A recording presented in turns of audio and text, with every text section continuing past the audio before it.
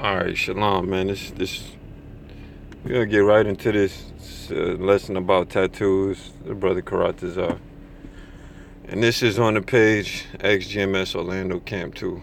Only time I put videos up on this page is just to go into lessons like this, man. That's it. No camp videos, none of that stuff. Just stuff like this. Anyways, let's go into Leviticus 19 and 28. It says, "Ye shall not make any cuttings in your flesh for the dead, nor print any marks upon you. I am the Lord." Question: why would Yahweh put a prohibition of cutting in the flesh, marking the flesh, and shaving with the phrase "for the dead" in Leviticus? That's the question, man. Why would he put all of this stuff in there and it say "for the dead"? Is that when we read that, are we supposed to just gloss over "for the dead"? Or does that shit mean something? All right, that's the question. All right, the answer is in verse 4, man.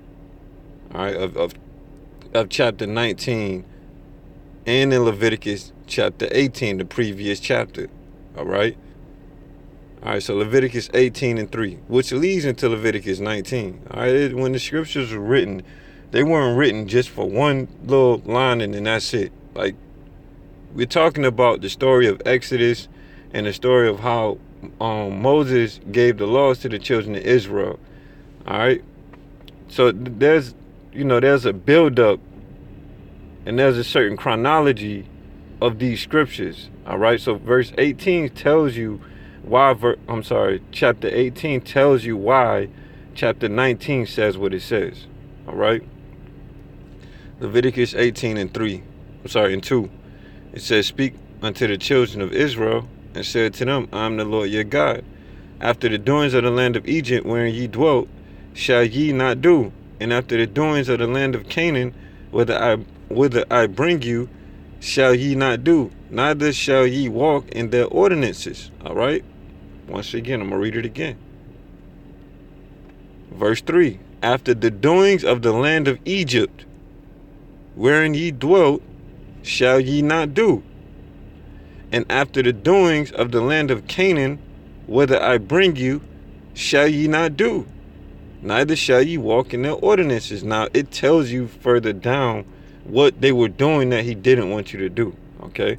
So you can't just say, oh, it's heathen customs we're not supposed to be keeping. It specifically lays out what customs are the heathen that you're not supposed to be doing, which mainly is idolatry, all right? Because when the Most High delivered the children of Israel out of Egypt, he sanctified them to himself as his firstborn. Okay? Therefore, he didn't want them to have any dealings with any other gods of any other nations, because he has a covenant with Yasharallah, Israel. And that's it. All right, so, I just said that. Yahweh didn't want his people following the idolatrous customs, nor serving the gods of the land that they left, which was Egypt, nor the land where they were settling in, which was Canaan. Okay? Notice it says Egypt and Canaan, the place where you left and the place where you're going. All right, so let's look at history around the time of the giving of this particular law. Egypt, they conquered and ruled the land of Canaan, which is Israel, for over 400 years, up until around the time of the exodus of Yasharallah, Israel, into the land of Canaan. So Egypt ruled that area. They ruled the whole, what you would call Middle East. They ruled part of that. They ruled the land of Canaan. All right, 400 years before Israel got there. All right, well, 400 years before and up until the time Israel got to the land of Canaan. All right, so let's prove that. All right, so this is from the Biblical Archaeology Society. It says, when Egyptian pharaohs ruled Bronze Age Jerusalem. All right, now I'm going to read to you an excerpt from the Britannica. All right, it says, the late Bronze Age, 1550 to 1200 BC, was mainly one of Egyptian dominance in Canaan. Although their power there was contested by the Hittites of Anatolia, the period was also marked by incursions of marauders called Haparu or Hibaru, Egyptian Apiru. This term was apparently applied to the Egyptians to other peoples or other social groups who were of foreign origin. Many scholars feel that among the Hiparu were the original Hebrews, of whom the later Israelites were only one branch or confederation. By the end of the 13th century BC, Egypt's dominance over southern Canaan had waned, and the Hittites collapsed under the assault of enemies from the north. During transition from the late Bronze to the early Iron Age, probably about 1250 BC, the Israelites entered Canaan, okay? All right, so about 50 years after the dominance of Egypt in the land of Canaan, the Israelites entered into Canaan, okay?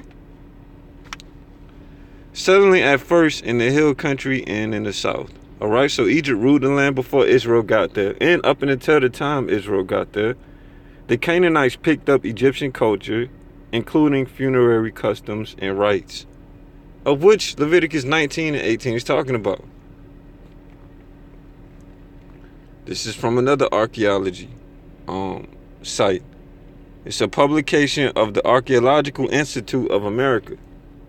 All right, this ain't no, this is institutions that study archaeology.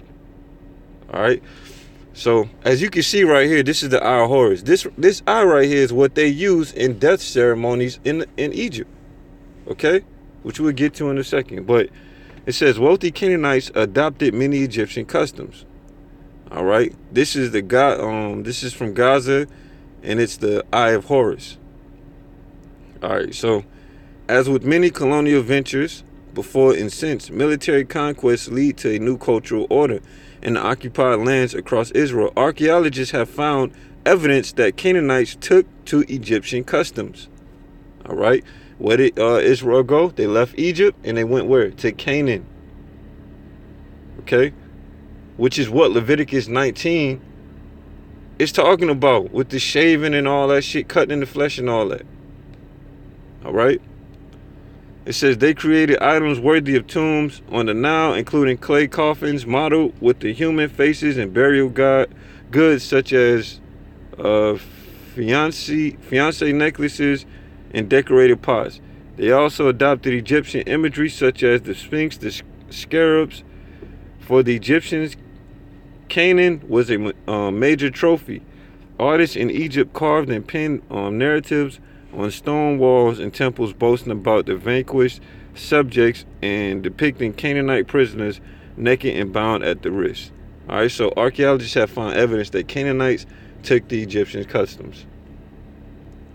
What was one of the customs that they took to that had to do with cutting your hair? All right, meaning your beard and the hair on top of your head. All right, cutting in the flesh, or tattooing, as some would say, or branding. Okay, what was associated with that? Death. Okay, funerary customs in which Isis and Horus were prayed to and venerated. Okay. All right, so we see Egypt ruled in Canaan for over 400 years until around the time of Yasharallah, Israel entered Canaan. The Canaanites adopted much of the Egyptian pagan customs like shaving, marking flesh, cutting flesh for idols and the dead. What four things were the Egyptians and the Canaanites doing written in Leviticus 19 that are connected? Shaving head and or beard, cutting flesh, marking flesh, which is tattooing / branding, and the dead. That's the four things that's connected to Leviticus 19 and the Egyptian and Canaanite customs. Okay, so let's look at this requirement of professional mourners in ancient Egypt. All right. Among the ancient Egypt, gods Isis and Nephthys occupied a very important role. It is an ancient Egyptian fact that the two professional mourners in the role of Isis and Nephthys did a mourning rite during the funeral or grafting the dead. the dead's resurrection. All right. So they would have a funeral. Two paid mourners, okay, would play as the role of two gods, which would be Isis and Nephthys.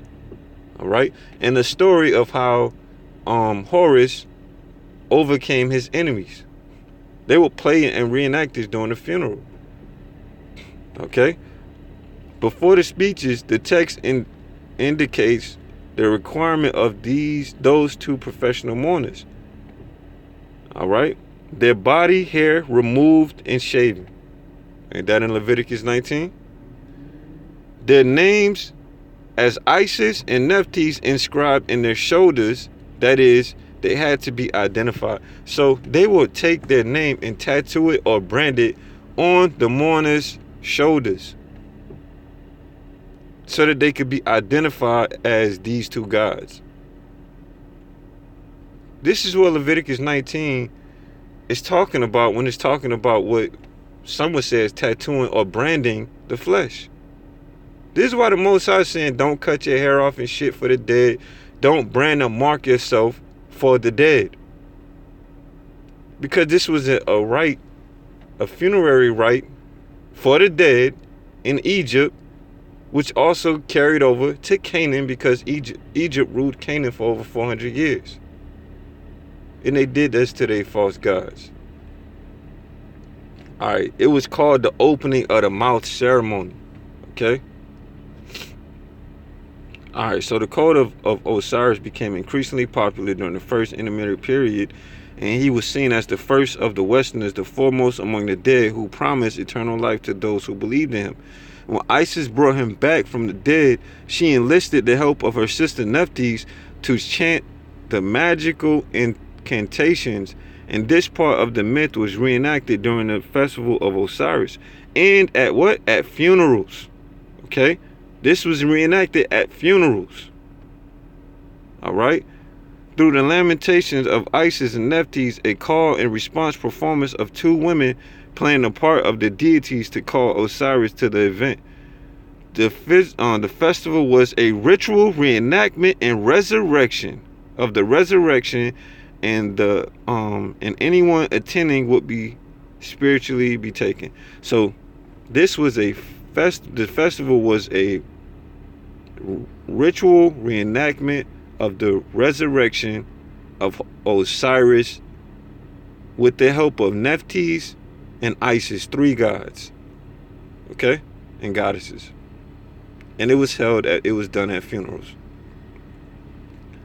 Like I said, a part of this ritual reenactment for these gods was the body hair was removed and shaven, meaning the hair was shaved off the head. That hair was then sacrificed to the gods. Now that hair represented this eye of Horus right here, which they found in Canaan, which the Canaanites were using. Also, the main point of this whole lesson was the name was either branded or tattooed in their backs, the names of these guys. This is why it tells you not to do that. So as you can see, the four elements of Leviticus 19 in the opening of the mount ceremony during festivals, which was in reenactment of Osiris, during which women playing in the roles Isis and Nephthys cut their hair and tattooed themselves or branded themselves in their flesh. Okay? Leviticus 19, 27 to 28 in the Lashwan Kodash.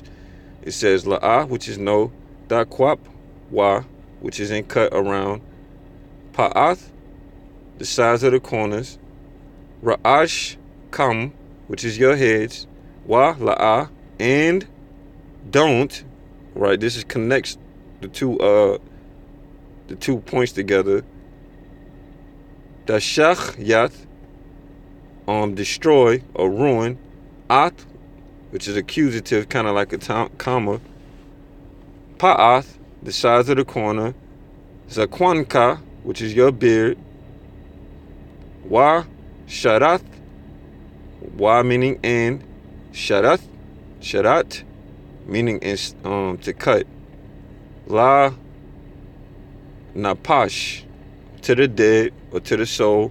La'ah, no. Ta tanwa, you shall make. Ba bashar, come in your flesh. Wa ka tabath, which is imprint, and imprint, showing you that this goes together. It goes with the dead, man. All right, telling you you're not supposed to make cuttings in your flesh or incisions in your flesh for the dead, and imprint marks or brandings on you. All right, so it says wa katab tabath kwai la'a tatanwa bakam anya Yahweh. All right, and don't imprint marks or branding or of writing. All right, marks, brandings of writings, which you would call a tattoo, or really it's talking about like branding. But since y'all say tattoos, we'll just go with tattoos as well. So it says, and don't imprint marks of branding or tattoo writing. Don't set them on you. I'm Yahweh. The main point is la napash. All right, la napash, which is to the dead. Okay, Leviticus 19:27-28. Ye shall not round the corners of your heads, neither shalt thou mar the corners of thy beard. And, all right, because it's a war right there. Ye shall not make any cuttings in your flesh for the dead, and don't print marks upon you. I am the Lord. That's how it reads in the Hebrew. All right. Well, no, it's not an and behind don't put marks. It says don't put marks on you. I'm the Lord. This all goes together. Okay, when you look in the Hebrew. All right, so you can have a tattoo. You just can't have it for the dead, and mainly the dead dealing with idolatry. Okay, and that's when you go into the Hebrew. Now, if you don't want to read Hebrew, you want to deal with what these fake Jews said, with, oh, you can't have tattoos, and you can't have this, you can't have... You want to go with these fake Jews and they stupid-ass culture, hey, go ahead. Do what you do. But when you go into this Lashon Kodash, this Hebrew, this is what it's talking about. And when you read the scriptures in chronological order, understanding the time period and what was happening in Yasharallah, then you'll understand it's talking about marking yourself for the dead, pursuing to the opening of the mouth ceremony, which the Egyptians and the Canaanites were doing, marking themselves for their gods when someone died. But like I said, if you want to follow them fucking heathens, you want to be like a fake Jew, go ahead, be Jewish and keep them fucking Jewish customs then. All right, but we're gonna deal with what the Most High written in the scriptures and how it's written pertaining to the chronological order and the history of what was happening in the land of Israel, to understand why the Most High wrote what he wrote, why he's telling us to do what not to do. All right, we ain't gonna be like them Jewish motherfuckers. We're not Jewish. All right, Deuteronomy 14:1-2, because all this shit has to do with the dead, man, and that's very clear. You gotta just be closing your eyes. If you don't want to see it, you just closing your eyes. And if you want to close your eyes, fine. But don't come to other people telling them that they wrong because they don't want to have their eyes closed like you. All right, Deuteronomy 14:1-2. Ye are the children of the Lord your God. Ye shall not cut yourselves, nor make any baldness between your eyes for the dead. For thou art holy people unto the Lord thy God. Why is it saying that shit, man? It's telling you don't cut yourself or make baldness between your eyes for the dead. Then it goes to say, for you are holy people unto the Lord your God. What does holy mean? It means separated. Why is he saying you're separated people to the Lord your God? Because you made a covenant to be his people and that you would worship him. So you are separated. Y'all got to stop dealing with this fucking English like this, man. You deal with the English like we some heathens. You're not asking the question of why is he saying what he's saying. You just running with, oh, it means you can't have tattoos. That's what them heathens taught us, man. That's what them fake Jews taught us. Oh, you can't cut your beard. That's what the fake Jews said. And them people ain't got no understanding on the scriptures, man. They just want to run with their customs and that's it. Nah, man. You got to ask yourself, why are these things being said? Why right after this, where he talks about not cutting yourself, not making baldness for the dead, then on verse 2 he says, for thou art holy people unto the Lord. What does holy mean? It means separated. So he's saying you're separated people to the Lord. Why is he telling you that you're separated people to the Lord? He's reminding you that you have a covenant with him to keep his laws and not to worship any other gods. That's the first of the commandments. You shall have no other gods before my face. It's fucking simple, man. I don't know why you dudes make it so hard. It ain't hard. For thou art holy people unto the Lord thy God, and the Lord has chosen thee to be a peculiar people unto himself above all the nations upon the earth. Leviticus 21:5. They shall not make baldness upon their head, neither shall they shave off the corners of their beard, nor make any cuttings in their flesh. Okay? Alright, what does it got to do with it? You read verse 1, it tells you that for the dead. Alright, when you read these scriptures in context, it's talking about for the dead. Tattoos too. Cutting in your flesh, all of that shit. Branding, all of it. Alright? Wisdom of Solomon chapter 14, verse 15 through 16. For a father afflicted with the untimely mourning, when he hath made an image of his child soon taken away, now honored him as a god, which was then a dead man, and delivered to those that were under him ceremonies and sacrifices. So what happened? What happened in Egypt? The Pharaoh died, or his son died. They wrote ceremonies, and in them ceremonies, they made a reference to resurrection of this soul by a story of Osiris, Isis, and Nephthys. And then they reenacted that shit by cutting their hair and tattooing, or I ain't even gonna say it's not whatever. Y'all say tattoo, so you gonna run with that. By cutting their hair, tattooing their flesh, were mainly they were branding the names of those false gods during the opening of the mouth ceremony. Simple as that. That's why they were tattooing themselves. That's why the Most High said not to brand or mark yourself with writing for the dead. Alright, verse 16. Thus, in process of time, an ungodly custom grown strong was kept as a law. Alright? Engraven images were worshipped by the commandment of kings. All it is idolatry. The epistle of Jeremiah 6:30. For how can they be called gods? Because women set meat before the gods of silver, gold, and wood. And the priests sit in their temples. Now listen to this. And the priests sit in their temples, having their clothes rent, and their heads and beards shaven. Don't it sound familiar? Leviticus 19. And nothing upon their heads.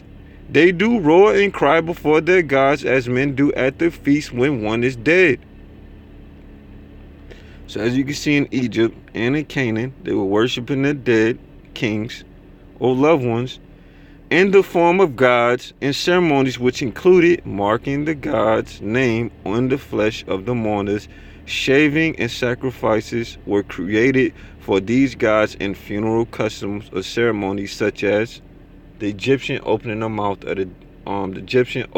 the mouth ceremony, in which people were tattooed or inscribed writing on their flesh for these gods.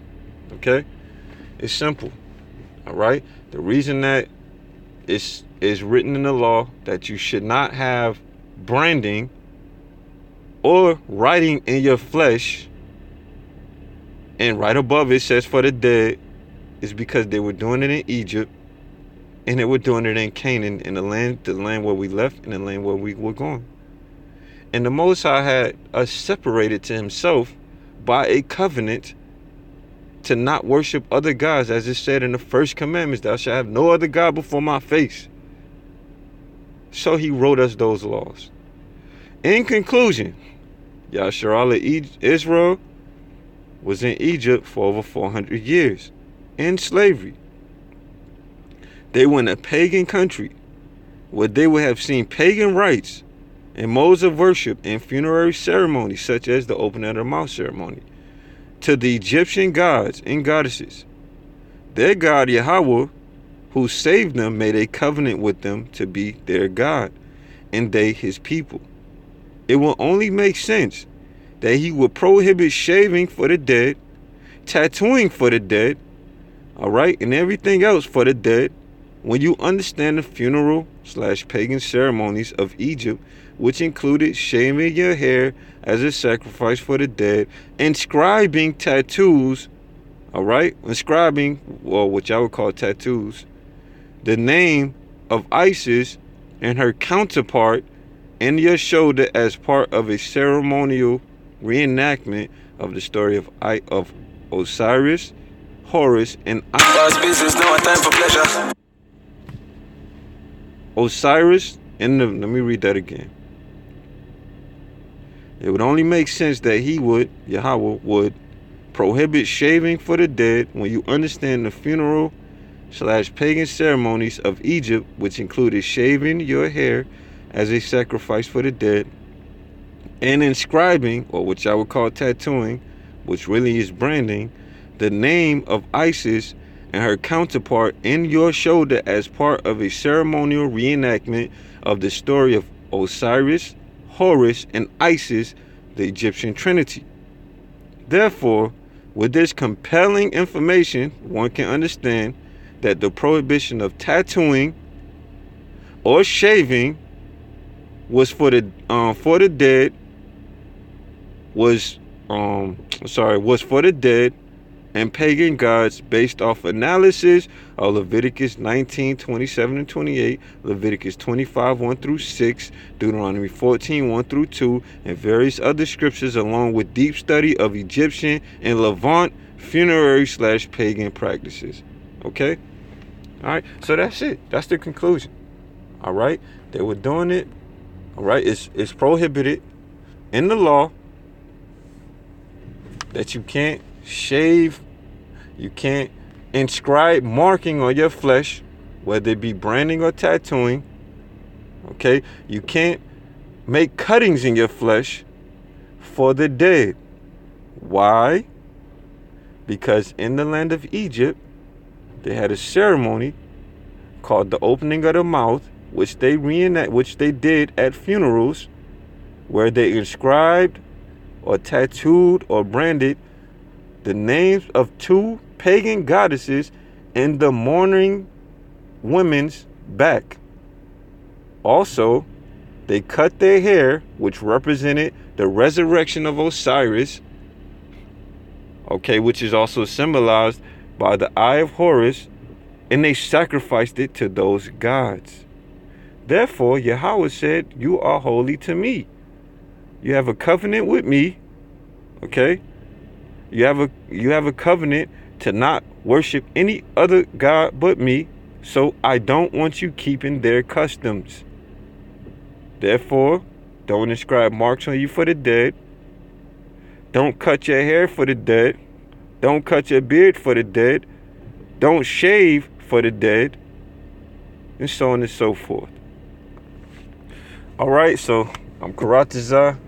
I hope you understand this. And to you ones that, want to fight against it, I say to you, keep following the pagan Jews, okay? Keep following them fucking fake Jews, okay? Because all this no shaving, no cutting your hair shit, it comes from the fake Jews. All right, I'll give you a little insight real quick, okay? And I'm not trying to knock who they call Abba Bivens and those guys, but when those guys first came up, they were under the fake Jews, okay? The fake Jews had them. You can read a book called The Black Hebrews. Matter of fact, I may do some excerpts out of that, okay? They had them fake Jews, had them praying to angels, Okay? They had them praying to angels, and they had them doing shit like this. They had them believing you can't shave your beard, and you can't shave your side locks, and all this shit like that. All right? Well, we moved past that. And like I said, I'm not trying to knock Bivens and those guys. It's just that we have a better understanding of these scriptures now, man. We have things that they didn't have then. All right? So we're not following after them fucking fake Jews anymore. All right, which goes into that whole thing with that whole Star David shit. Talking about it's pagan. It's not pagan, man. All right? That's what them Christians told you. We got to stop following everybody else, man. Listening to what all these other heathens say about this stuff. No. You need to look in these scriptures, look in the Hebrew, okay? You need to understand these symbols. You need to understand these laws, man. So anybody telling you that you can't have a tattoo because it's prohibited, but for no fucking reason other than the Most High just don't want you doing it, that's bullshit. All right? When you go into the Hebrew, it breaks all that bullshit. You can't do a tattoo for the dead. You can't brand yourself for the dead. Okay? You can't shave your beard off for the dead, which really the dead is going into idolatry. All right, so that's it. So with that, like I said, shalom. Call Allah Yahweh, and shalom. Peace and blessings to the brothers out there who teach in truth and sincerity and not for strife, man. Not for to get down on other people, try to weaponize the scriptures. All right, so with that, shalom.